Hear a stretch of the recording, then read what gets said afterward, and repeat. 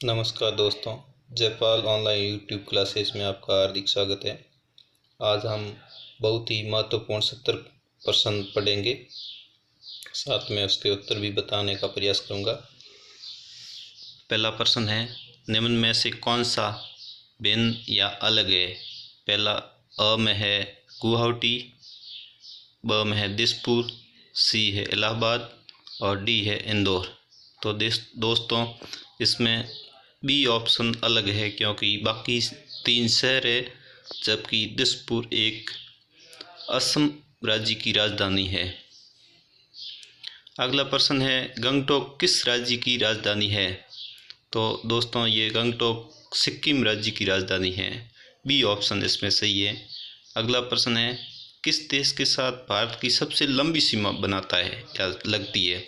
तो दोस्तों भारत बांग्लादेश के साथ सबसे ज़्यादा लंबी सीमा बनाता है, 4096 किलोमीटर। चौथा प्रश्न है, मैकमोहन रेखा भारत व किस देश के साथ लगती है? तो दोस्तों मैकमोहन सीमा भारत और चीन के बीच लगती है, जबकि भारत और पाकिस्तान के साथ लगने वाली सीमा का नाम है रेड क्लिफ रेखा। अगला प्रश्न है, भारत के साथ कितने देशों की सीमा लगती है? तो दोस्तों भारत के साथ 7 देशों की सीमा लगती है। छठा प्रश्न है, गुवाहाटी किस राज्य की राजधानी है? तो दोस्तों असम की राजधानी दिसपुर है, बिहार की राजधानी पटना है, नागालैंड की राजधानी कोहिमा है। तो हमारा इसमें डी ऑप्शन सही हो जाएगा, किसी की भी राजधानी नहीं है। गुवाहाटी एक शहर है जो असम के अंदर स्थित है। अगला प्रश्न है, भारत में केंद्र शासित प्रदेशों की संख्या कितनी है? तो दोस्तों पहले ये केंद्र शासित प्रदेशों की संख्या 7 थी, अब 2 नए बन गए हैं, तो अभी वर्तमान में केंद्र शासित प्रदेशों की संख्या 9 है। अगला प्रश्न है, 82.82 डिग्री देशांत रेखा भारत के कितने राज्यों से होकर गुजरती है? तो दोस्तों ये भारत के 5 राज्यों से होकर गुजरती है। भारत की उत्तर से दक्षिण की लंबाई 3214 किलोमीटर है। अगला प्रश्न है, काठमांडू किसकी राजधानी है? तो दोस्तों नेपाल की राजधानी काठमांडू है। अगला प्रश्न है, निम्न में से कौन सा राज्य कर्क रेखा पर नहीं स्थित है? तो भारत के 8 राज्य कर्क रेखा पर स्थित है, जिसमें इन 4 ऑप्शनों में से केरल कर्क रेखा पर स्थित नहीं है। गुजरात भी है, त्रिपुरा भी है, पश्चिम बंगाल भी है। अगला प्रश्न है, निम्न में से कौन सा राज्य कर्क रेखा पर स्थित नहीं है? तो ये तो दोस्तों हो गया, केरल नहीं है। अगला प्रश्न है, 44वां संविधान संशोधन कब पारित किया गया? तो दोस्तों ये 1978 में पारित किया गया। राजस्थान के साथ कितने राज्य सीमा बनाते हैं? तो दोस्तों राजस्थान के साथ 5 राज्य सीमा बनाते हैं, पंजाब, हरियाणा, उत्तर प्रदेश, मध्य प्रदेश और गुजरात। पाक जल डमरू भारत और किस देश के मध्य स्थित है? तो दोस्तों ये भारत और श्रीलंका के मध्य स्थित है, पाक जल डमरू मध्य। अगला प्रश्न है, निम्न में से कौन सा देश भारत के साथ सीमा नहीं बनाता है? तो दोस्तों भूटान बनाता है, पाक बनाता है, म्यांमार बनाता है, जबकि श्रीलंका भारत के साथ सीमा नहीं बनाता है। अगला प्रश्न है, भारत के कितने राज्यों की सीमा पाक से लगती है? तो दोस्तों भारत के 4 राज्यों की सीमा पाकिस्तान से लगती है। अगला प्रश्न है, त्रिपुरा की राजधानी? तो दोस्तों त्रिपुरा की राजधानी अगरतला है। अगला प्रश्न है, माउंट एवरेस्ट की ऊंचाई कितनी है? तो दोस्तों माउंट एवरेस्ट की ऊंचाई 8848 मीटर है। भारत का समय जीएमटी से कितना आगे है? तो दोस्तों भारत का जीएमटी से 5.5 घंटे आगे हैं, और इसमें हमारे बी ऑप्शन दिया हुआ है 330 मिनट। तो दोस्तों 5.5 घंटे के 330 मिनट बनते हैं, तो ये इसमें दोनों ही ऑप्शन सही है, तो सी ऑप्शन इसका सही हो जाएगा। अगला प्रश्न है, 21वें संविधान संशोधन 1976 में निम्न में से कौन सा शब्द नहीं जोड़ा गया? तो दोस्तों 1976 में 42वां संविधान संशोधन हुआ था, जिसमें 3 शब्द जोड़े गए थे, अखंडता, समाजवादी और पंथ निरपेक्षता। तो इसमें गणराज्य शब्द नहीं था, तो इसका सी ऑप्शन सही है। अगला प्रश्न है, भारत का क्षेत्रफल विश्व के क्षेत्रफल का कितने प्रतिशत है? तो दोस्तों ये 2.4% है, जो कि बी ऑप्शन सही है। अगला प्रश्न है, भारत का क्षेत्रफल कितना है? तो दोस्तों भारत का क्षेत्रफल 32,87,263 वर्ग किलोमीटर है। तो इसका ए ऑप्शन सही हो जाएगा। दोस्तों अगला प्रश्न है, चेन्नई किस राज्य की राजधानी है? तो दोस्तों तमिलनाडु की राजधानी चेन्नई है। संविधान की आत्मा किसे कहते हैं? तो दोस्तों प्रस्तावना को संविधान की आत्मा कहते हैं। अगला प्रश्न है, मूल संविधान में कितने मूल कर्तव्य थे? तो दोस्तों मूल संविधान में मूल कर्तव्य 0 थे, जबकि वर्तमान में मूल कर्तव्य 11 है। जलियांवाला बाग किस राज्य में स्थित है? तो दोस्तों ये पंजाब राज्य में स्थित है। भारत के प्रथम राष्ट्रपति कौन थे? बहुत ही सरल प्रश्न है। तो भारत के प्रथम राष्ट्रपति डॉक्टर राजेंद्र प्रसाद जी थे। अगला प्रश्न है, संविधान सभा के अध्यक्ष कौन थे?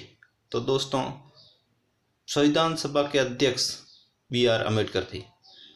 नीति निर्देशक तत्व किस देश से लिए गए हैं? तो ये दोस्तों कई परीक्षाओं में बार बार पूछा जाने वाला प्रश्न है।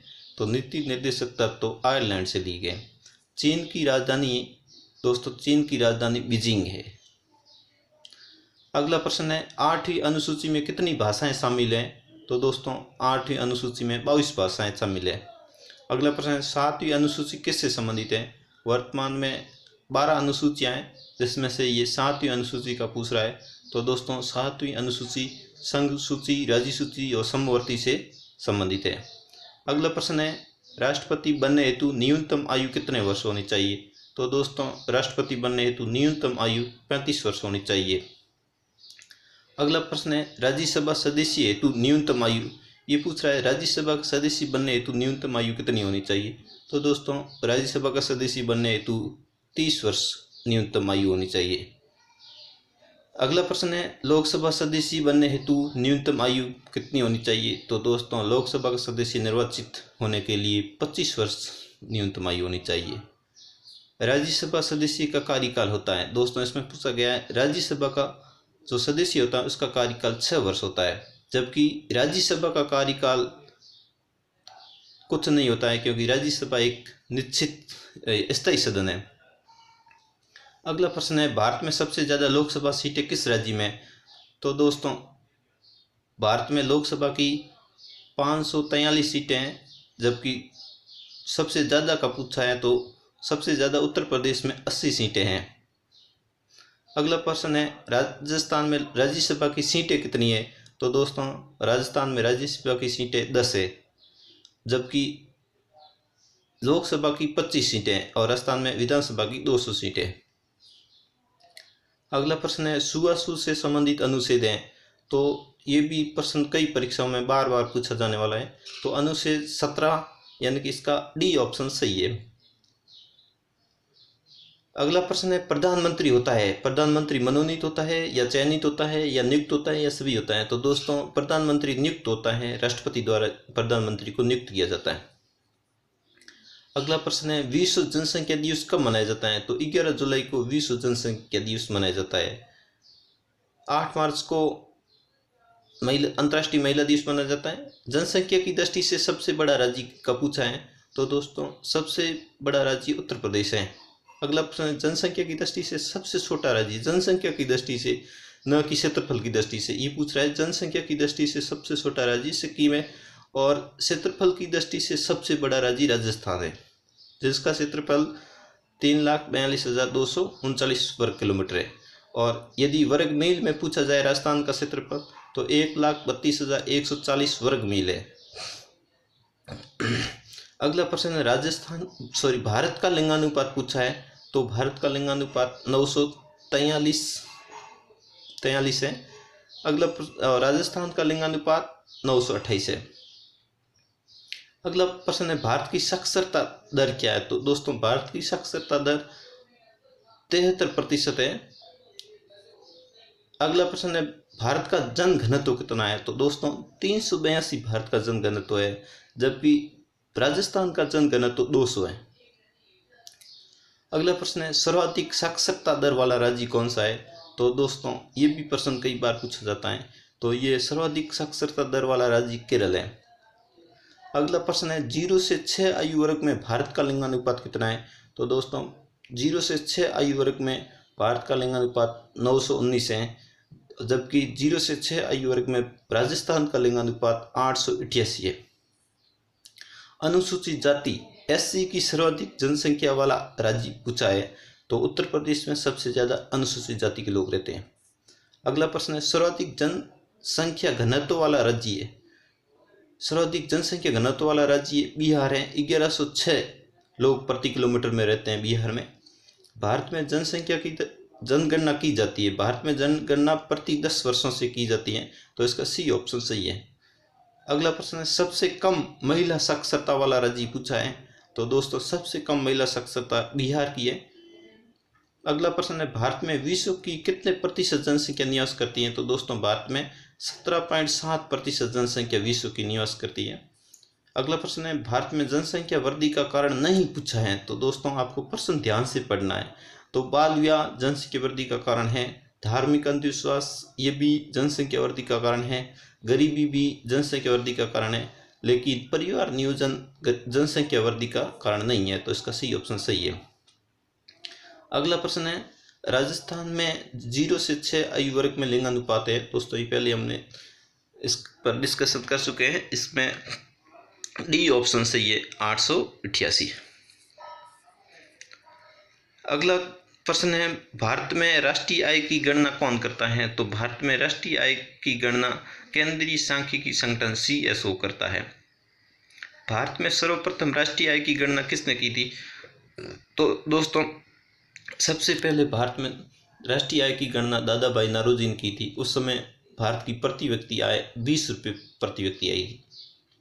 अगला प्रश्न है RBI की स्थापना कब हुई, तो दोस्तों 1 अप्रैल 1935 को RBI की स्थापना की गई। अगला प्रश्न है RBI का राष्ट्रीयकरण कब किया गया, तो दोस्तों 1 जनवरी 1949 को RBI का राष्ट्रीयकरण किया गया। अगला प्रश्न है नाबार्ड की स्थापना कब की गई, तो दोस्तों 12 जुलाई 1982 को नाबार्ड की स्थापना की गई। अगला प्रश्न है नीति आयोग की स्थापना कब की गई, तो दोस्तों 1 जनवरी 2015 को नीति आयोग की स्थापना की गई योजना आयोग के स्थान पर। अगला प्रश्न है नीति आयोग के प्रथम अध्यक्ष, दोस्तों नीति आयोग के अध्यक्ष प्रधानमंत्री होते हैं। उस समय प्रधानमंत्री भारत के श्रीमान नरेंद्र मोदी जी थे, तो भारत नीति आयोग के प्रथम अध्यक्ष श्री नरेंद्र मोदी, A ऑप्शन सही है। अगला प्रश्न है नीति आयोग का पूरा नाम है, तो दोस्तों A में लिखा हुआ है national institute for transforming India, और B में लिखा हुआ है राष्ट्रीय भारत परिवर्तित संस्था, और C में लिखा हुआ है दोस्तों हिंदी इंग्लिश दोनों ही सही है, इसका अब C ऑप्शन सही हो जाएगा। अगला प्रश्न है योजना आयोग का गठन कब किया गया, तो योजना आयोग का गठन 15 मार्च 1950 को किया गया। बाहरी पंचवर्षीय का समय दोस्तों 1 अप्रैल 2012 से 31 मार्च 2017 तक बाहरी पंचवर्षीय का समय था। भारत में वित्त वर्ष की अवधि, दोस्तों भारत में वित्त वर्ष की अवधि 1 अप्रैल से 31 मार्च तक होती है। अगला प्रश्न है नीति आयोग के अध्यक्ष कौन है, तो दोस्तों नीति आयोग के अध्यक्ष प्रधानमंत्री होते हैं। वर्तमान में प्रधानमंत्री श्रीमान नरेंद्र मोदी जी हैं, तो इसका A ऑप्शन सही हो जाएगा। अगला प्रश्न है नरेगा की शुरुआत कब से हुई, तो दोस्तों 2 फरवरी 2006 से भारत में नरेगा की शुरुआत हुई। अगला प्रश्न है 10 रुपये के नोट पर हस्ताक्षर किसके होते हैं, तो इसका दोस्तों B ऑप्शन सही है। 10 रुपये के नोट पर हस्ताक्षर RBI के गवर्नर के होते हैं, जो वर्तमान में शक्तिदास कामत है। और 1 रुपये के नोट पर यदि पूछा जाए तो 1 रुपये के नोट पर वित्त सचिव के हस्ताक्षर होते हैं। तो दोस्तों आज के वीडियो में इतना ही। कृपया चैनल को लाइक शेयर एंड सब्सक्राइब अवश्य करें। Thanks for watching.